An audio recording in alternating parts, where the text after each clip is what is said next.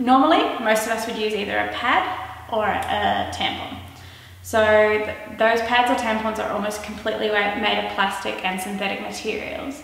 So not only is that an issue for waste, because it all has to go in the landfill, the other issue is that because it's made of plastic, we know plastic is capable of modifying our hormones, and we know that our period cycle is finely tuned through hormones, and then we're putting something into our bodies at that region.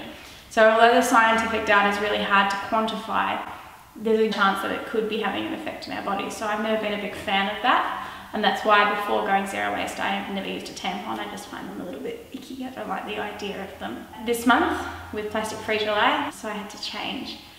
So there's predominantly two types of products on the market that are zero waste. So you've got the replacement to a pad, which is you can get either a Hannah pad or a Moon pad, and basically these are cloth versions of pads. So you can buy a whole set of pads that covers like your night pads, your panty liners, and your day pads. But I just got the liners. And so then I guess if you were going to compare product to product, the zero waste equivalent of a tampon would probably be a Moon cup, although I will say straight away it's way better than a tampon because I hate tampons. I find them incredibly uncomfortable, and I don't find this uncomfortable at all. So the way it works, fold it, you put it up, and then it opens up, and then everything that you're flowing out will get held in here, and all you've got to do is to remove it is pinch it and pull it out, and then you can just empty it into the toilet and you're done. It's a little bit foreign at first, but within 24 hours I was completely fine with it. So this has been my first cycle using this and this. You don't actually need a liner with any cup, but I just wanted that extra security, so I went with that. So, and the brand of, so they're all called menstrual cups. You can get like a Moon cup or a Juju cup or a Diva cup. So what I did is I went with the Juju cup because it's Australian made, and also because after extensive research I found out it was the smallest one, and I liked the idea of that. But I'm very new to this, and so I brought someone who's been doing it for a lot longer, which is my friend Lexie here. So Lexie, how long have you been using zero waste menstrual products for? So I've had a menstrual cup for about 10 years, and I started using the cloth pads about 3 or 4 years ago. Cool, wow. And so how much does your average cup set you back? So about $50, and they usually last about 10 years. So I've got 3, which I actually had some spares, but they're all pretty much the same and just as good as each other in my experience. So do you have a brand that you like?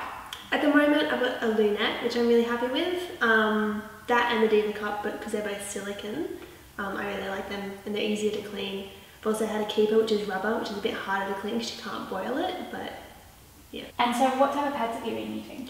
I use the Moon pads as well. I actually find that with the cup I don't really need the pads, but I have them as a backup if for any reason I don't want to use the cup. Yeah. So I only have 5, and that, so cut 2 liners, a regular, like a day one, a couple of night ones, and that would usually get me through.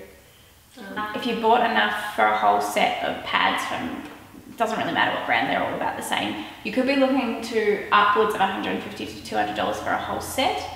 Whilst these menstrual cups are usually somewhere between $50 and $60, so that was one of the reasons I finally bit the bullet and went with the cup, was the price. The other reason was that my partner's sister called the Moon cup God's gift to women, and I thought, well, bloody hell, I better try it if it's that good. How much money do you reckon you've saved from not buying tampons and liners? I did a calculation recently, and I think it's around about $600. Wow. So that's, I suppose, another great thing about this is even if you're not like got a zero waste attitude, I don't know about you, but the idea of saving any money makes me happy. Yeah, and convenience. Like if you're ever somewhere you can't put things in the bin, like hiking, then the cup is invaluable. True. Yeah. Is there any situations where you wouldn't use it? Like you're like, that's not gonna. None that I can think of. Like I know that if you're postpartum or something like that, you can't use a cup, but then you could always use the pads. Yeah. Great. Cool. Well, thank you for coming on my video today, Lexie. No worries. Thanks for having me.